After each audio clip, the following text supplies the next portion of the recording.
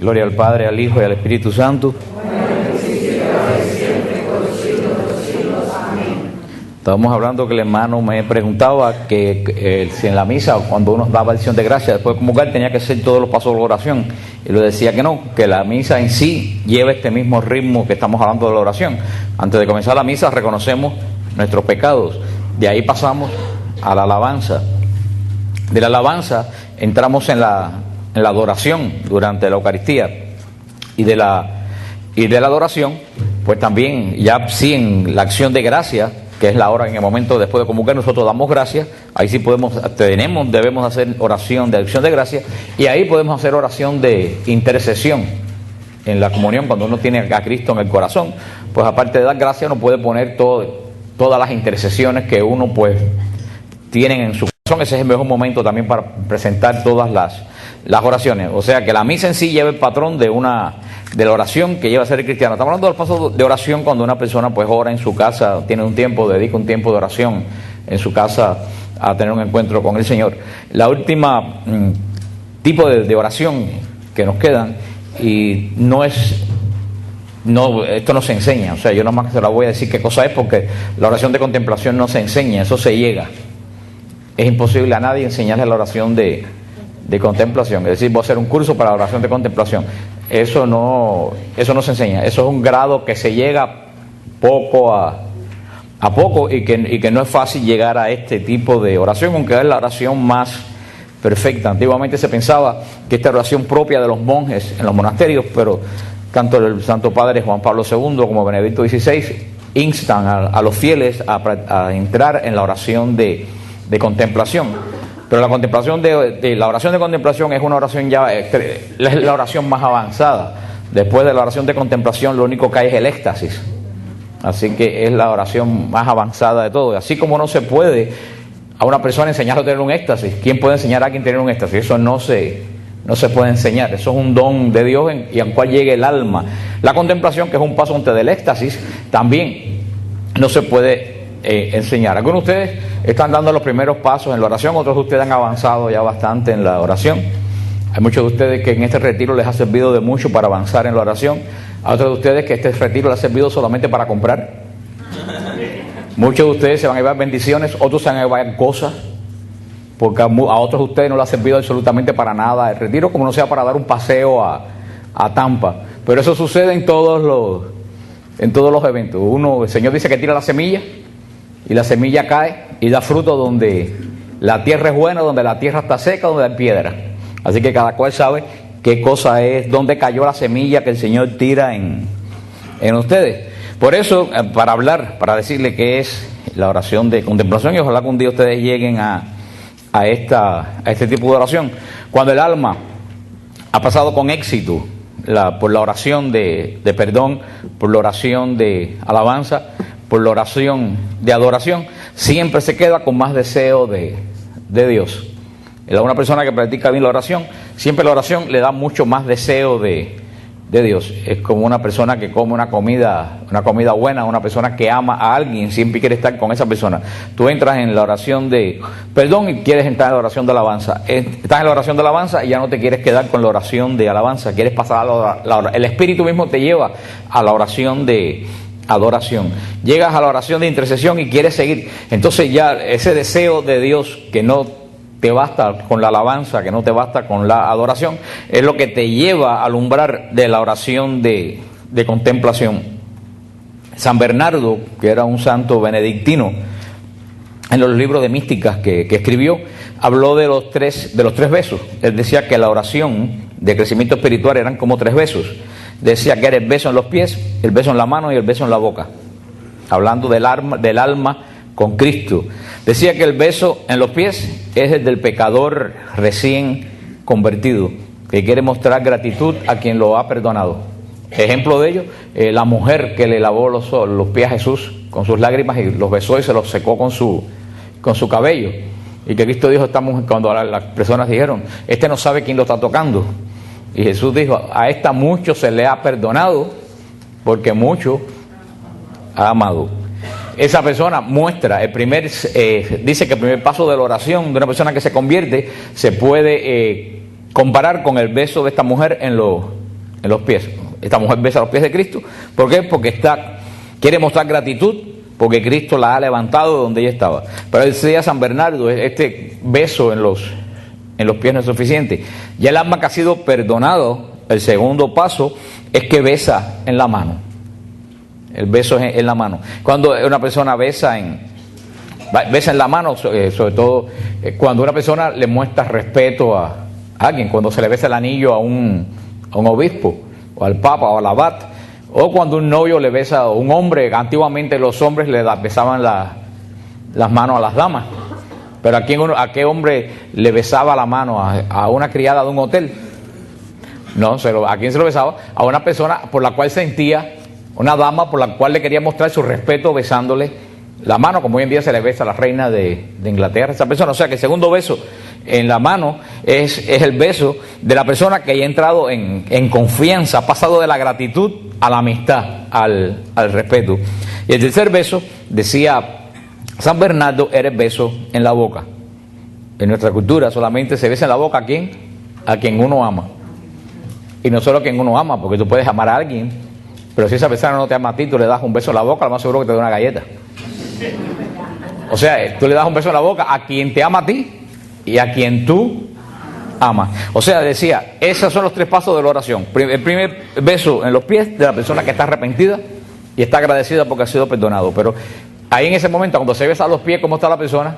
Postrada en el piso. ¿Cuál es el segundo beso? El beso en la mano. Cuando ya pasaste de la gratitud de que ha sido perdonado a tener confianza con la persona. Ya tú no estás postrado, ya tú estás como de rodillas. Y el tercer beso es el beso en la boca. Ya es el beso de cuando ya pasas del respeto al amor. Y ya cuando tú besas en la boca, ¿cómo tú estás? De pie. Ya estás de pie delante del Señor. San Bernardo ponía muy hermoso, explicaba esto de esta forma. ¿Por qué? Porque la oración toda la oración es relación de amor, pero la oración de contemplación es la oración de amor por excelencia. Ya desde el libro del Cantar de los Cantares, un libro que siempre ha sido un poco problemático para las personas que lo leen, porque muchas personas piensan que algunas personas dicen que es un canto de boda, algunos de los exégetas que andan medio perdidos por ahí, otros piensan que es un libro con un poco de connotaciones sexuales. No sé si ustedes han leído ¿alguien ha leído el Cantar de los Cantares? Porque veo la mitad no tienen la menor idea de qué estoy hablando. Es un libro de la Biblia, pero es un libro muy complicado de la Biblia, porque se expresa en términos así: ven, amada mía, que tienes hermosos pechos, que quiero besar tu boca, que quiero acostarme en tu cama. Y las personas que no están crecidos en el espíritu, pues como evitan un poco ese libro porque piensan que es algo relacionado con el sexo y no tiene que ver absolutamente nada con el sexo. El libro de los Cantares es el libro más espiritual de toda la Biblia, porque el Cantar de los Cantares expresa la relación de Dios con el alma del creyente. Porque desde el principio la Biblia dice que la relación de Dios con el alma del creyente es tan intensa como una relación de amor entre un hombre y una mujer. De amor sexual estamos hablando. Porque el amor sexual es cuando se expresa la unión más fuerte entre el hombre y la mujer, y donde más el hombre y la mujer se parecen a Dios. Por eso el sexo en la iglesia está bendecido, no es algo sucio ni malo, como piensan alguna gente. Sucio y malo es cuando se saca del contexto del plan de Dios, pero cuando el sexo está en el plan de Dios, el sexo es bendecido. Tan es bendecido que la iglesia lo ha elevado ¿a qué cosa? A sacramento, a algo santo. Así que quien dice que en la iglesia no le gusta el sexo está equivocado. Si bastante que dice, Señor, ¿cómo dice? Crecer y multiplicar. Los niños no vienen de cigüeña ya. Y todo el mundo sabe cómo se multiplican los niños. O sea que la gente tiene mal concepto de que la iglesia está en contra del sexo. La iglesia no está en contra del sexo. La iglesia está en contra del sexo mal usado. Como la iglesia no está en contra del vino, la iglesia está en contra de la borrachera. Es el mal uso de los dones que nos da Dios. Y la relación, a que le preguntaba, ¿por qué cuando más se parece el hombre y la mujer, más se parecen a Dios es en el sexo? ¿Por qué es que se parece más en el sexo el hombre y la mujer a Dios? Porque están creando vida. Están creando vida, que es la acción propia de Dios. Es en el único lugar que se puede crear vida. Por eso, desde el principio, siempre los místicos del pueblo judío han puesto la relación de Dios con el alma del creyente como una relación sexual entre un esposo y una esposa. Por eso que el Cantar de los Cantares habla en esos términos, expresando con qué profundidad Dios quiere el alma del creyente. Y así decía el Señor al profeta Oseas, le decía, sale al desierto que ahí te voy a hacer el amor. Estaba hablando del amor de Dios con el amor del alma del creyente. Por eso, Santa Teresa, uno de los primeros libros que traduce en el siglo XVI es el Cantar de los Cantares, porque una mujer mística entendió que ese libro era un libro de profundidad mística. Por eso es que también habla de este beso en la boca de San Bernardo. La oración de alabanza y la oración de adoración es propia de los ángeles y es propia de la iglesia. Los ángeles alaban y los ángeles adoran. La iglesia alaba y la iglesia adora. La alabanza y la adoración, la oración de alabanza y la oración de adoración son movimientos del espíritu frente a Dios. O sea, la alabanza, ¿de dónde sale? De mi espíritu. ¿Frente a quién? Frente a Dios. La adoración, ¿de dónde surge? De mi espíritu frente a Dios. La oración de contemplación no es un movimiento del espíritu, no nace del espíritu. El espíritu no pone la alabanza de contemplación en mí. La contemplación no es un movimiento del espíritu, la contemplación es ya uno mismo entrar en Dios. Tú la alabanza de adoración y la oración de alabanza y la oración de adoración, ¿de dónde la haces? Desde afuera. La contemplación ya no es orar desde afuera, la contemplación es entrarte dentro del mismo Dios. Santa Teresa, que fue la maestra de oración de contemplación, Santa Teresa decía que la oración de contemplación era endiosarse. Decía Santa Teresa, es endiosarse. No es hacerte Dios, es como cuando tú dices empanizar. Cuando tú dices empanizar un bistec, Rosana que es experta en bistec, cuando tú dices empanizar un bistec, ¿tú vuelves pan el bistec? Yo creo que ustedes tampoco nunca la habían cocinado. Todas comen de cantina o de TV Dinner. Empanizar es envolver el bistec en huevo y en pan. O sea, empanizar no quiere decir volver pan en bistec. Lo que entonces endiosarse no quiere decir volverse Dios. Endiosarse quiere decir envolverte de Dios. Envolverte de Dios, eso es lo que decía. Por eso Santa Teresa decía, porque hay que tener cuidado porque a veces entendimos mal lo que dicen. Y después dice, Santa Teresa decía que hay que volverse Dios, eso es nueva era. No, eso no es lo que decía Santa Teresa. No decía que hay que volverse Dios, hay que endiosarse, hay que cubrirse de Dios. La contemplación, como le decía, es la forma más elevada de oración. Es la esencia del hombre imagen de Dios. El hombre es imagen de Dios y nunca más el hombre es imagen de Dios en el sentido cuando esté en oración de contemplación. Como decía la beata Isabel de la Trinidad, la oración de contemplación es entrar en el misterio de la Trinidad. La beata Isabel de la Trinidad habló de la ciencia de la inhabitación de la Trinidad, cómo uno tiene que dejar que la Trinidad, el Padre, el Hijo y el Espíritu Santo, hagan habitación dentro de nosotros. Y la beata decía que que nuestra inhabitación de la Trinidad comienza en el bautismo, porque somos inmersos en el agua y somos adoptados como hijos de Dios por el poder del Espíritu Santo, por la obra de la cruz de Cristo y por el deseo del Padre. Es una obra trinitaria. Pero la beata Isabel de la Trinidad decía que la oración era entrar en el misterio de la Trinidad. En el bautismo lo recibimos, pero en la oración de contemplación entramos. ¿Y de qué decían? Ella y Santa Teresa también, y Santa Teresita también decía en su historia del alma, que la oración de contemplación es donde el espíritu se queda sin palabra, se queda sin la palabra de la alabanza y sin el movimiento de la oración. O sea, el espíritu, la alabanza, ¿qué es lo que hace? Dice palabra, yo te alabo, yo te bendigo, o sea, y en la adoración, ¿qué es lo que se hace? Un movimiento. Pues ellas decían, en la contemplación, en la oración de contemplación, la alabanza se queda sin palabra y la adoración se queda sin movimiento. Dice, es entrar verdaderamente en el misterio de Dios. Como una cita de un místico que yo saqué de un padre del desierto que decía, la contemplación es hacer el amor con Dios. La contemplación, ¿cuál es la actitud de contemplación? La actitud de María de Betania en el Evangelio. Si ustedes se recuerdan, no tenemos tiempo de leerlo, empezamos un poco tarde. Si recuerdan el Evangelio de Marta y María, Jesús viene a Betania de visita y Marta está afanada en las cosas de la casa, en la comida, en todo. Y María, ¿qué es lo que hace? Se sienta a los pies de Jesús. Y recuerdan el episodio cuando Marta viene y le da la queja a Jesús, dile a esta que me ayude. ¿Y qué le dice el Señor? Marta, Marta, ¿por qué te afanas? María escogió la mejor parte. ¿Qué es lo que quiere decir? Que no hay que trabajar. Por supuesto que hay que trabajar. Hay que ser Marta y hay que ser María. Pero el que quiere escoger la mejor parte termina siendo María. A Marta le gustaba trabajar. ¿Cuál fue? ¿Por qué Marta se llevó la reprimenda? Marta se llevó la reprimenda porque estaba trabajando sin amor.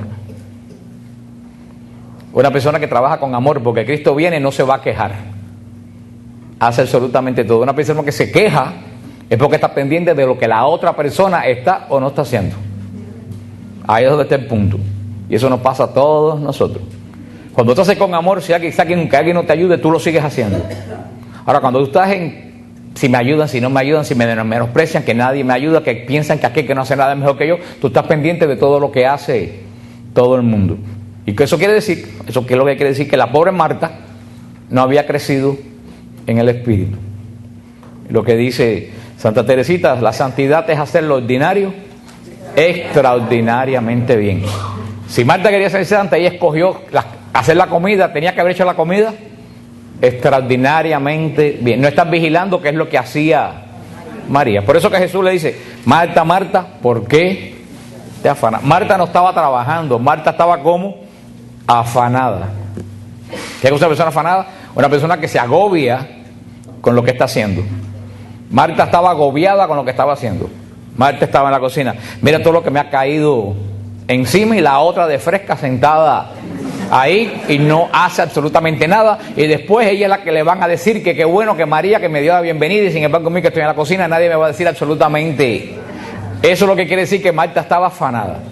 Si Marta no hubiera estado afanada, hubiera estado cocinando, haciendo la parte de ella bien, y lo demás veremos cómo sale. María escogió la mejor parte. ¿Qué es lo que hizo? ¿Qué es lo que hacía María?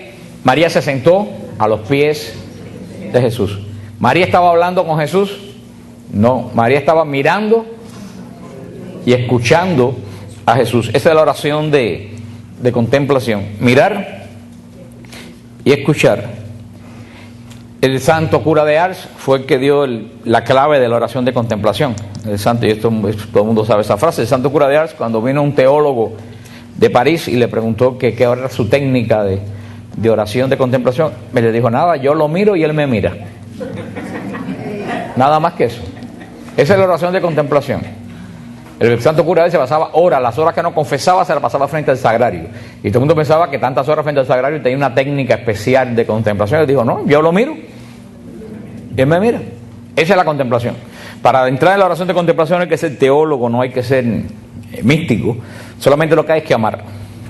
Porque cuando uno ama, uno quiere mirar al amado. La contemplación no lleva palabras.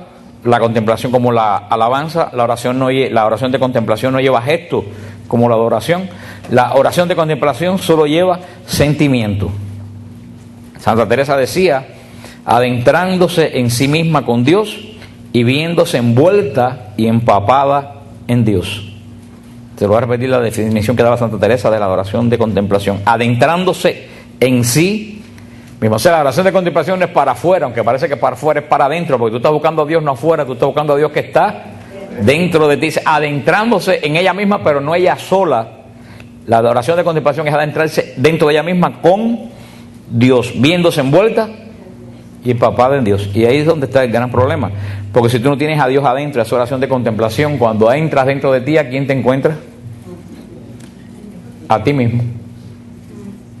Y te aburres y te angustias y tienes que. O sea que la oración de contemplación no se puede, por eso que no se puede dar técnica, eso es una cosa que tú llegas. Por eso que las personas en los monasterios, eso pues le aburre la oración de contemplación, porque si no tienes a Dios adentro y tú buscas la contemplación dentro de ti, y la contemplación es buscar a Dios dentro de ti, y dentro de ti no está Dios, estás perdiendo el tiempo. Santa Teresa decía, cuando tú entras a ti mismo y te encuentras con Dios, te ves envuelta, decía Santa Teresa, y empapada en Dios.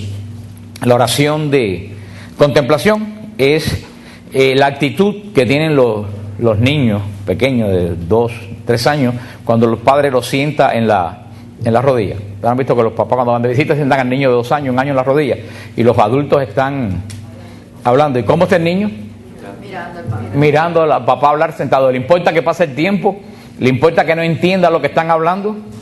No, el niño está sentadito ahí mirando al padre. Esa es la oración de contemplación. No importa que no le hablen. Al niño le importa que le hablen cuando está en una visita y el padre lo tiene cargado. No le importa que le hablen. ¿Qué es lo que quiere hacer? Estar ahí. Estar ahí, sentirse querido, sabiendo que esa persona que lo tiene cargado lo quiere. Esa es la oración de contemplación. Por eso que las personas que no están crecidas en el espíritu no pueden entrar en oración de contemplación, porque necesitan bulla a la gente que no han crecido en el espíritu. Le falta eso de sentirse amado, y tienen miedo a estar solos con Dios. Estaba leyendo un libro que decía: ni las rodillas de Dios ni los brazos de Dios nunca se cansan. O sea, puede ser que los brazos del padre o las rodillas de un padre se cansen de cargar a un niño y se lo pase a la madre o lo ponga en el suelo. Las rodillas de Dios ni los brazos de Dios jamás se cansan de cargarnos. La oración de contemplación, decía Santa Teresa, que consistía en quedarse sola con Dios. Y lo vuelvo a decir, quedarse sola con Dios. Y este es el problema. Por eso la mayoría de la gente no puede llevar la oración de contemplación. Tenemos miedo quedarnos solos. Y yo me he dado cuenta en este retiro, no en todos los retiros, por eso no hicimos más retiro de silencio. Ustedes no quieren hacer silencio. No es que yo no creo que ni siquiera que no quieren. Ustedes no pueden hacer silencio. Yo los veo que empiezan hablando bajito. Y si yo no los mando callar y los dejo, de hablar bajito pasan a hablar alto. Y después de hablar alto pasan a gritar. No, ustedes no pueden hacer silencio.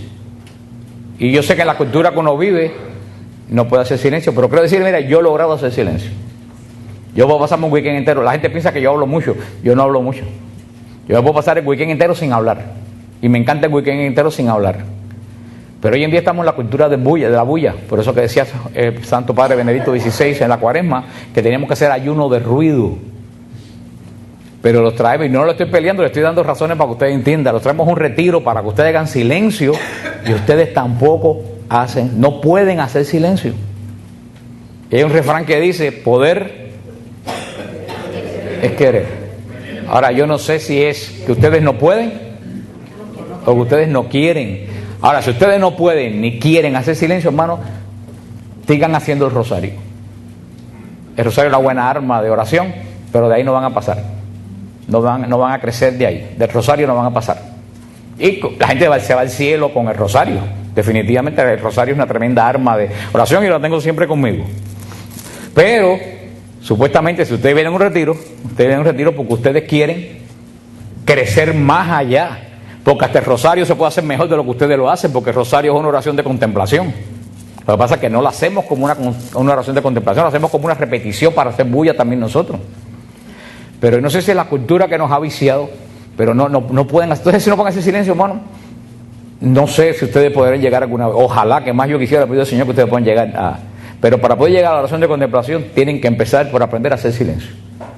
Tienen que decir: yo en el día este sábado no voy a hablar. En esta noche no voy a poner el televisor, ni voy a poner el radio, voy a leer, voy a hacer cualquier otra cosa. Ya no se lee, todo lo vemos por el radio o por la televisión. Y aunque ustedes crean que no, eso va haciendo bulla, porque como les decía, la bulla no solo es externa, la bulla es interna. Esa bulla externa te lleva a tener bulla interna. ¿Y cuál es la bulla interna? Que no importa que tú estés en silencio, hay algo dentro de ti dando vuelta, que no te lo puedes sacar de adentro de el trabajo, que cuando llegue, que tengo que hacer, y que el viaje, cuando cojo para allá, que ahora que sí. Todas esas son bullas que tú tienes adentro. ¿Y de dónde está esa bulla interna? De la bulla externa. No es fácil quedarse a solas con Dios. No es fácil quedarse a solas con Dios.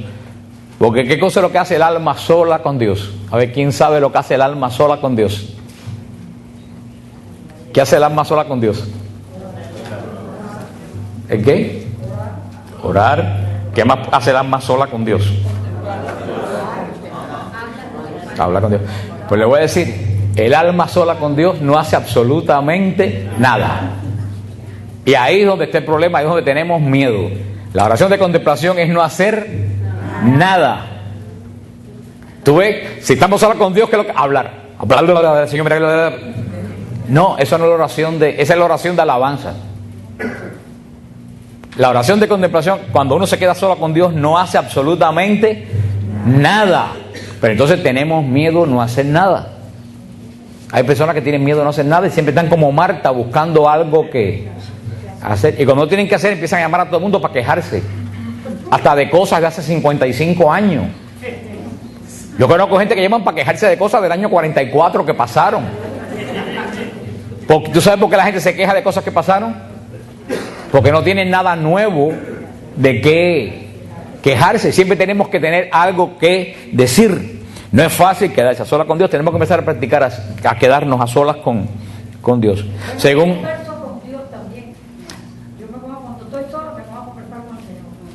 He llegado a cogerle lástima al Señor.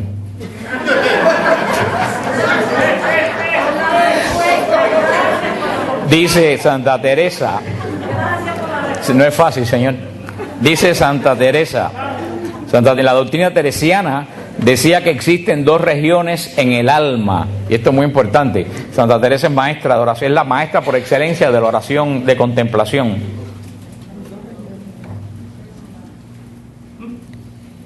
Santa Teresa decía que había dos regiones en el alma. Y bueno que ustedes lo entiendan, porque ustedes no conocen el alma de ustedes. Decía que en el alma había una región exterior, muy agitada.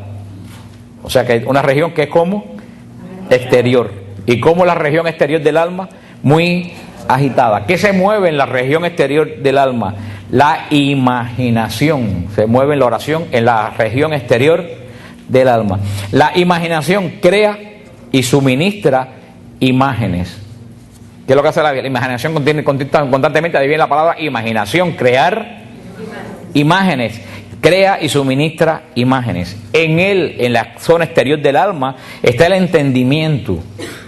El entendimiento razona y discurre. O sea, el entendimiento nos sirve para razonar y para discurrir. Y son dos facultades, el razonar y el discurrir, que son veleidosas. El razonar y el discurrir son veleidosas.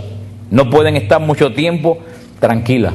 El razonar y el discurrir continuamente están como razonando. ¿Por qué esto? ¿Por qué aquello? Discurriendo. ¿Y que ahora qué? ¿Y después qué? Son tanto la imaginación, esa zona exterior del alma, tanto la imaginación como el entendimiento, son zonas extremadamente agitadas que no pueden quedarse tranquilas ni siquiera por una acción de Dios. Siempre esa zona está en turbulencia. Ahora existe otra parte interior. ¿Cuál es la parte interior? La interior es sosegada. ¿Y qué se encuentra en la zona interior del alma? La inteligencia y la voluntad. En la zona interior del alma está ¿qué cosa? La inteligencia y la voluntad. Y ahora mira qué interesante, decía Santa Teresa, la región externa del alma, donde está la imaginación y donde está el entendimiento, son zonas alejadas de la gracia. La zona interna del espíritu, donde está la inteligencia y la voluntad, están muy cerca de la fuente de la gracia. La inteligencia y la voluntad permanece unida a la gracia, a pesar del tumulto que tenemos en la parte exterior, donde está la imaginación y donde está el razonamiento. Es como el mar. Yo me acuerdo cuando el tsunami en Tailandia, que habían unas personas que estaban buceando en los corales y ellos no sintieron que el tsunami pasó. Cuando sacaron la cabeza, vieron que no había ni hoteles, ni había nada. Dice que ellos sintieron un pequeño vaivén, pero pensaron que eran algunos barcos que estaban pasando y arriba se había llevado todo. Cuando sacaron la cabeza no encontraron nada de lo que ellos habían dejado allí. Y así dice Santa Teresa, que es el espíritu. La parte arriba del mar estaba como enquespada, con olas hasta de 40 metros. Sin embargo, ¿cómo estaba el fondo? Tranquilo. Decía, así es, Santa Teresa decía, así es el espíritu de la persona. La región externa siempre está encrespada. Sin embargo, mientras más profundo uno va, ahí está la calma. La contemplación es pasar de la parte de afuera del alma a la parte de adentro. Son dos campos. El campo externo es el de los sentidos del espíritu. El campo interno es la parte externa es el campo de los sentidos. La parte interna es el campo del espíritu, donde mora el espíritu de Dios, donde el Espíritu Santo instala la gracia. O sea, los sentidos afuera y dentro, el Espíritu Santo de Dios. Uno de los principios de la contemplación es conocer quién es Dios y conocer quiénes somos nosotros. Tenemos que conocer quién es Dios y al mismo tiempo tenemos que conocer quiénes somos cada uno de nosotros. Pero volvemos a lo mismo. Para conocerse uno mismo, hermano, ¿qué es lo que tiene que hacer? Silencio. No, silencio. Tú, para saber quién tú eres, tienes que hacer silencio. ¿Y por qué no queremos hacer silencio? Porque no queremos saber quiénes somos nosotros. Entonces mejor aturdirnos con bulla y nunca saber qué es lo que hay adentro de ti. Hay gente que tiene miedo de verdad darse cuenta qué es lo que tiene adentro. Pero hasta que tú no te des cuenta de lo que tienes adentro, tú no puedes conocer a Dios. Tienes una imagen falsa de Dios. Porque tú haces a Dios, en vez de ser tú a imagen y semejanza de Dios, tú haces a Dios a imagen y semejanza tuya. Entre Dios y nosotros hay un abismo. Definitivamente entre Dios y nosotros hay un abismo por lo grande que es Dios y lo pequeño que somos nosotros. ¿Tú sabes lo que hay, que llena el abismo entre Dios y nosotros? ¿No saben qué llena el abismo entre Dios y nosotros? La contemplación, ni siquiera el amor. La contemplación llena el abismo entre Dios y nosotros, como un puente entre mi alma y el Espíritu de Dios. Porque en la contemplación no es, como lo dije ahorita, la alabanza es desde afuera, la adoración es desde afuera, la contemplación es desde adentro. No hay abismo. Y Santa Catalina de Siena, que fue también una gran mística, ella lo reconoce, ella sabía quién era ella. Y ella tiene esta frase que a mí me fascina, yo lo repito mucho, en la oración yo lo repito mucho. Santa Catalina le decía a Dios: tú eres el que eres y yo soy la que no soy. Esa frase es, cuando se dice en oración, es tremenda. Tú eres el que eres y yo soy el que no soy. Entre el que es y el que no es, lo que hay es un abismo. Pero cuando tú reconoces el abismo que hay entre tú y Dios y tú quieres llenar ese abismo entre tú y yo, es cuando tú empiezas a practicar la contemplación. ¿Qué es una de las prácticas que nos ayuda a entrar en la contemplación? La ascética. La ascética, que de eso nos habla ya en la iglesia, no es la asiática, no tiene nada que ver con la asiática, la ascética. La ascética es la disciplina que tiene el ser humano para, y lo estábamos diciendo ahorita, ayer, pero con otras palabras, para domar la parte animal tuya. Esa es la ascética. Las prácticas con que una persona doma el animal que tiene uno. ¿Para qué? Para decirle a la parte de carnal de uno: aquí no mandas tú, aquí manda el espíritu mío, que es el espíritu de Dios. Que son las prácticas ascéticas. Pero hoy en día pues nadie quiere hacer prácticas ascéticas, ni la iglesia habla de las prácticas ascéticas. Es más, que yo conozco una persona me escribió que fue a decirse al sacerdote de su parroquia que quería hacer ascetismo. Le dijo: ay, eso está pasado de moda. Yo le dije: no, él está pasado de moda, porque el Espíritu de Dios no pasa de moda. ¿Y por qué tenemos tantos problemas en la iglesia, desde los sacerdotes hasta los laicos? Porque no domamos la carne. Los curas viven en la carne y muchas monjas viven también en la carne. Y si los curas y las monjas viven en la carne, los laicos son un pedazo de bistec cada uno. Ahí no hay nada de espíritu. No, ustedes se ríen, pero es muy triste, porque lo digo de forma simpática, pero es muy triste. La culpa de lo que tiene la iglesia lo tienen los pastores de la iglesia, que bajo un falso modernismo se han olvidado que nosotros no somos ni modernos ni antiguos, porque Dios es el mismo ayer, hoy y siempre. En la iglesia no hay nada moderno, ni hay nada antiguo.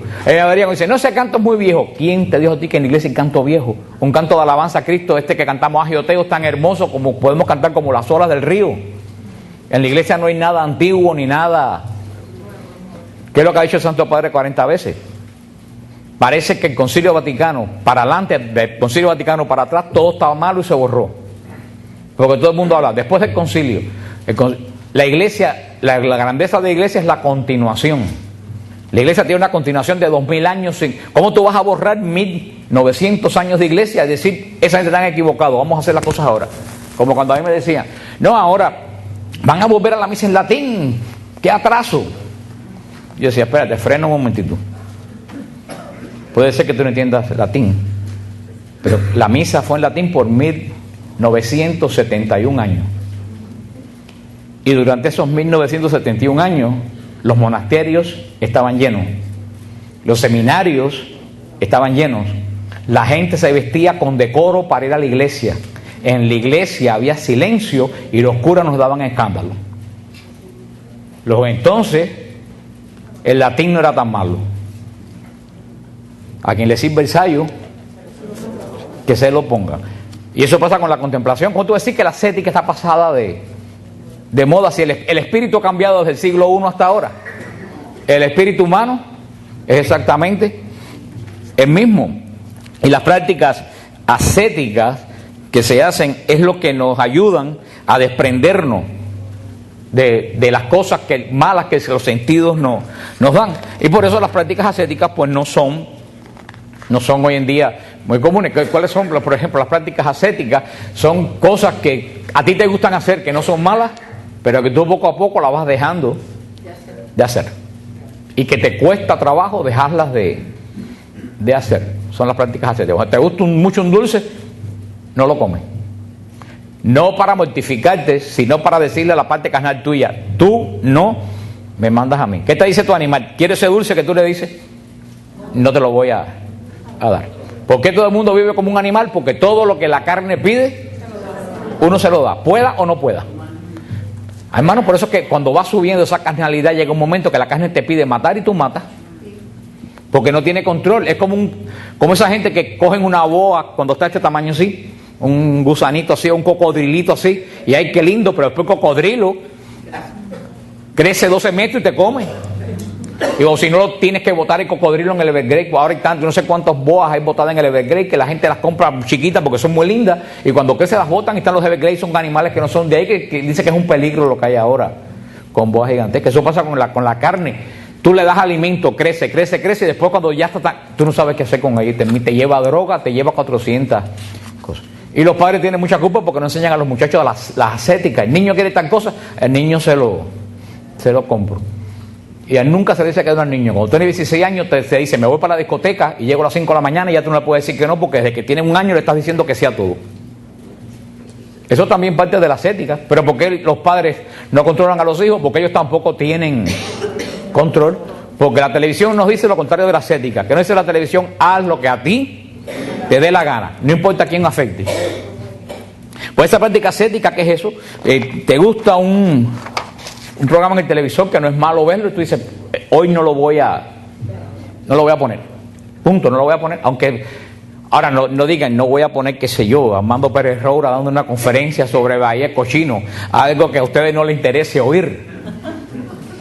La ascética es de verdad algo que tú te mueres por ver. Y tú dices, la carne me dice, míralo, y no es malo, porque dejar las cosas malas no es ascética, dejar las cosas malas es dejar el pecado.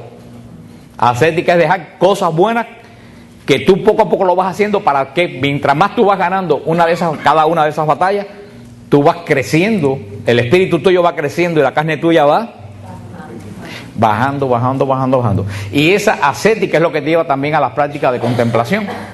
Porque una persona que vive en la carne no puede tener oración de contemplación jamás. Por eso la ascesis es muy importante para la vida espiritual, para la vida mística. La contemplación, vida de oración caracterizada por la intervención de Dios mediante los dones contemplativos. Y ahora agárrense la peluca, porque la gente ni sabe que hay 3 dones del Espíritu Santo que ayudan en la contemplación. También te parece que la renovación carismática está reñida con la contemplación, y yo creo que la renovación carismática de vez en cuando debían caerse a la boca un fin de semana y contemplar a Dios. Por eso que la renovación se está muriendo, porque lo único que hace, y me incluyo yo porque yo tengo espiritualidad carismática, pero lo único que hacemos en la renovación carismática es hablar, gritar, hablar. De vez en cuando las carismáticos tenemos que hacer así, mira, y callarnos la boca. Pero la adoración de contemplación es propia de un carismático, porque Dios interviene en la oración de contemplación mediante 3 dones que son contemplativos: el don de ciencia, el don de inteligencia y el don de sabiduría. Esos tres dones, que no son los carismas, son dones. Esos 3 dones son los 3 dones: ciencia, inteligencia y sabiduría. Son los dones que te ayudan a conocer y a penetrar el misterio de Dios. Y a la medida que tú entras y penetras el misterio de Dios, tú puedes contemplar a Dios. O sea que hasta la oración de contemplación está intrínsecamente ligada con los dones del Espíritu.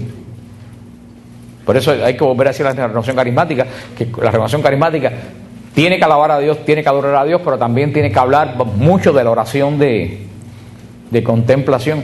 Porque si tú no pones, tú no puedes sacar. Y si tú no tienes alabanza en tu corazón, tú no puedes alabar con la boca. Si tú no tienes nada adentro y alabas con la boca, dice San Pablo, eres como una campana que suena, pero que esta campana, vaya si suena, pero que tiene adentro, nada. Así hay mucha gente. Suenan en alabanza, pero por dentro están vacíos. Hay que llenar. Si tú no llenas, tu alabanza es hueca y no llega al trono de Dios, ni a Dios le interesa. Vamos a hacer el rosario de la misericordia.